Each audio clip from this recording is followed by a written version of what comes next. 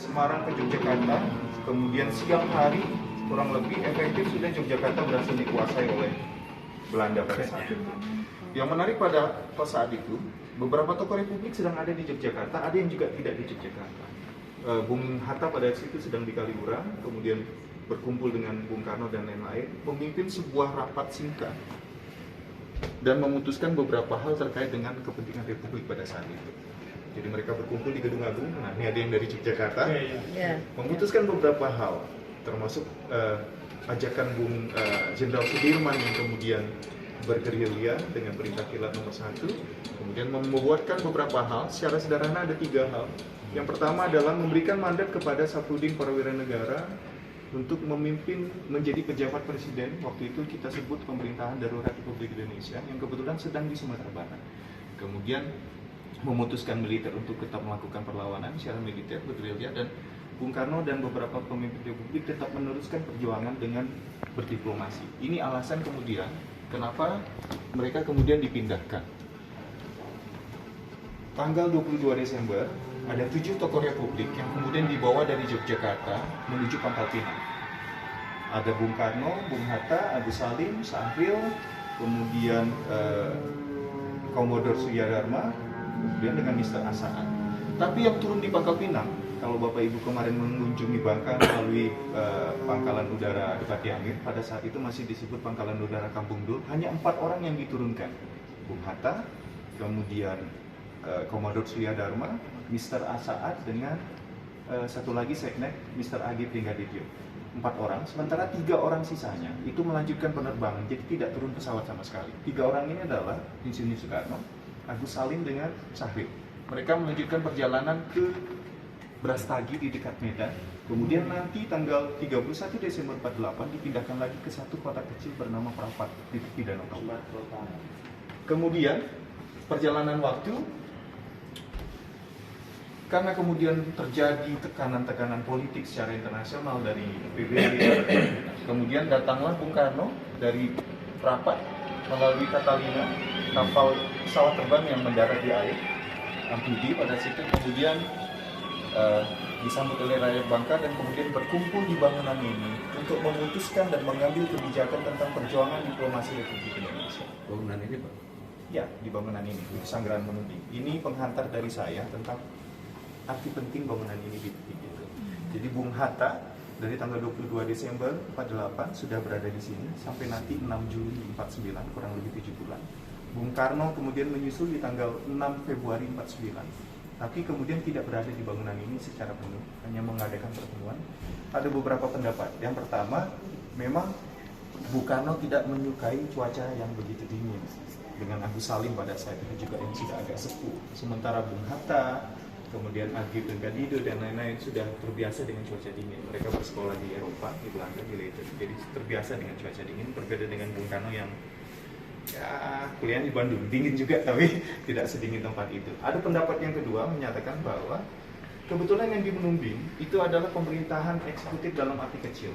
Bung Hatta itu adalah waktu presiden merangkap Perdana Menteri. Pada saat itu kita menganut sistem parlementer dan Perdana Menterinya adalah Hatta. Dia juga merangkap Menteri Pertahanan. Kemudian ada Mr. Agip Tinggadityo, dia adalah seknek.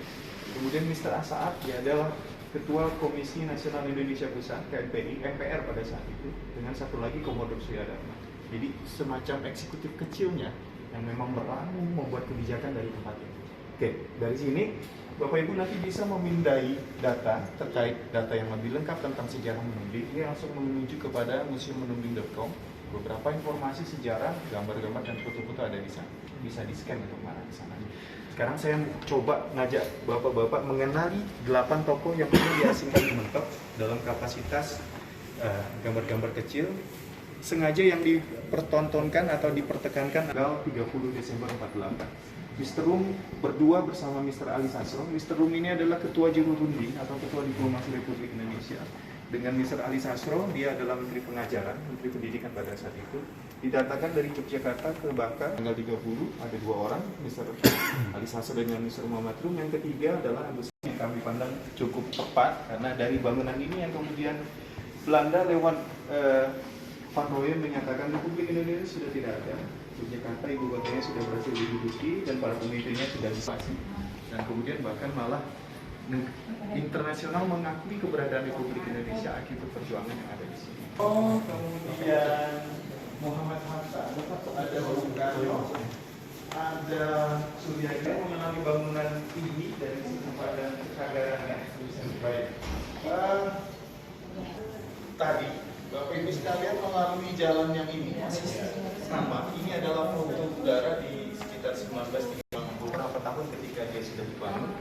Pesantren Menumbi fasadenya tidak berubah. Tadi saya sempat bicara sedikit dengan tim dari Jakarta. Ini adalah foto ketika beberapa tahun setelah dibangun. Hampir tidak mengalami perubahan secara fasade, secara bentuk. Yang berubah tadi bangunan kita nongkrong di depannya. Di resto itu sedulunya tidak ada, tapi sisanya masih sama. Ini adalah bagian carport. Kita masuk tadi lewat carportnya dulu.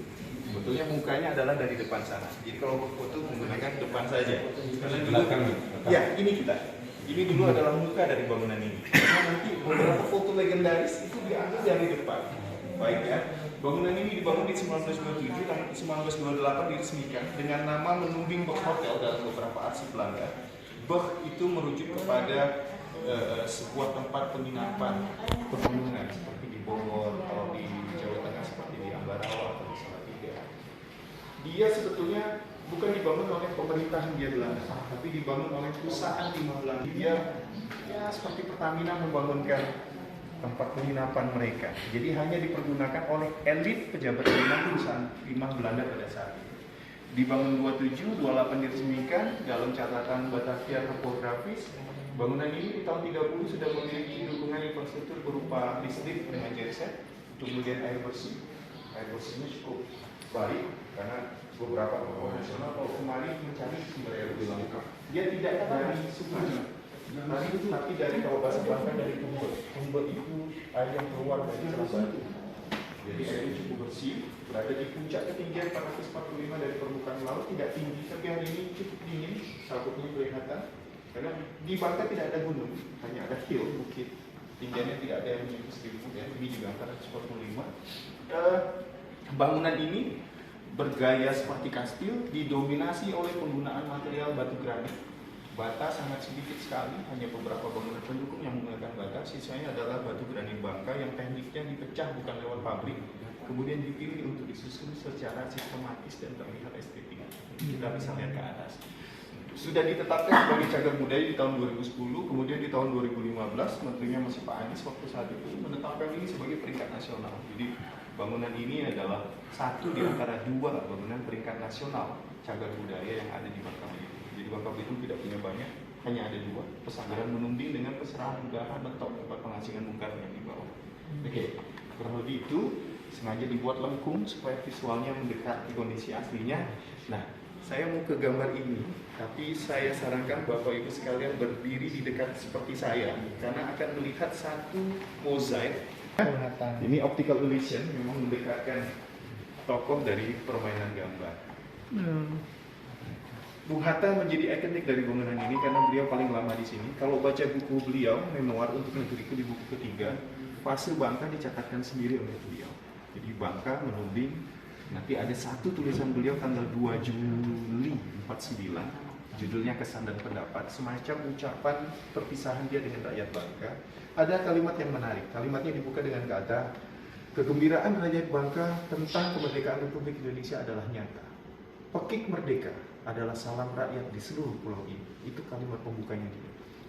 Bung Karno menulis tanggal 21 Februari 49 menyatakan bahwa rakyat Bangka nyata berjiwa republikan. Nyata Bangka ingin masuk ke wilayah republik. Ini saya rasa menjadi pertanyaan di Bapak Ibu semua. Kenapa diasingkan di Bangka? Itu yang saya lupa menyatakan di awal. Kenapa diasingkan di Bangka? Bangka di tahun 46, Februari 46 itu sudah berhasil diduduki oleh Belanda di Februari. Jadi kedatangan kapal ransek, kapal sekutu mendarat di Mentok, kemudian menguasai Mentok dalam satu hari, tanggal 11, tanggal 12-nya kemudian bergerak ke arah Pangkal Pinang. Makanya ada pertempuran yang dikenal dengan pertempuran Pahlawan 12. Terjadi di tanggal 12, di kilometer 12, jam 12, menewaskan 12 orang. Kalau nanti Bapak Ibu dari Mentok mengarah ke Pangkal Pinang, daerah Petaling di sebelah kanan, itu ada monumen Pahlawan 12. Itu sebetulnya adalah jejak dari pertempuran di Bangka. Tapi dalam waktu singkat, di Februari saja sebenarnya Belanda sudah berhasil menguasai. Sebelumnya, Bangka itu sudah cukup terbangun secara infrastruktur sebagai bangunan yang kaya dengan infrastruktur gaya Belanda. Makanya kemudian sempat menjadi negara federasi Babiri, Bangka Belitung Riau di 47. Makanya 48 ketika terjadi agresi dibawa kemari karena pertama, Bangka adalah wilayah yang sudah dikuasai oleh Belanda. Kedua, infrastrukturnya sudah cukup baik untuk dijadikan sebuah tempat pengasingan. Nah, ini ada beberapa foto. Ini adalah 8 tokoh yang pernah diasingkan kemari. Agus Salim, Mr. Agi Penggadityo, Seknek, Mr. Rum, Ketua Juru Runding, Wakil Presiden Muhammad Hatta, Mr. Asaat, Ketua KNIP, Mr. Ali Sastro, Komodor Surya Dharma, Kasal, kemudian Presiden Soekarno. Ini foto ketika Bung Karno dari Prapat mendarat di Pangkal Balam dengan kapal Catalina dengan perahu. Nah, ini nanti Bapak Ibu bisa melihat kondisi seperti ini. Ini adalah foto bahwa mereka pada saat itu cuacanya cukup dingin di Mentok dan mereka terbiasa diberikan waktu untuk berjemur di atas. Lihat fotonya Mr. Asaat menggunakan mantel yang cukup panjang menunjukkan cuaca pada saat itu cukup dingin, ya. Kemudian ini foto yang di depan. Jadi mungkin nanti bisa mengabadikan foto seperti mereka ketika berfoto di depan. Kemudian ada beberapa quote-nya. Ini juga, nah ini menarik foto Bung Hatta, Mr. Asaat dan lainnya sholat Jumat di Masjid Jami di Mentok. Ini salam pekik merdeka Bung Karno bersama rakyat Bangka. Ini foto bagi kami ini menarik. Ini adalah foto pernikahan Yusuf Rasidi dengan Ibu Soleha. Pernikahan ini dicomblangi oleh Bung Karno. Bung Karno, ini Yusuf Rasidi. Yusuf Rasidi itu pemuda Mentok yang pro proklamasi kemerdekaan. Dia nanti dititipkan bendera oleh Bung Karno. Jadi cerita bendera yang dijahit Bu Fatmawati itu sempat di Bangka dan disimpan di rumah seorang Yusuf Rasidi. Di pernikahan ini yang menjadi khotbah nikah adalah Agus Salim. Dihadiri para tokoh Republik ada 8 orang. Gak terulang lagi peristiwa itu di Bangka. Oke. Kemudian ada beberapa foto keakraban Bung Karno. Ini Bung Karno sedang sholat Jumat juga di Masjid Jami. Nah, saya coba kemari. Ini mobil 46, 47, semua sudah karoseri. Platnya adalah BN 10. BN adalah kode yang sudah dari zaman kolonial Belanda ditetapkan sebagai kode kendaraan untuk di wilayah Bangka Belitung. BN 10 kami merujuk kepada asumsi bahwa BN 10 ini adalah mobil pejabat perusahaan timah pada saat itu.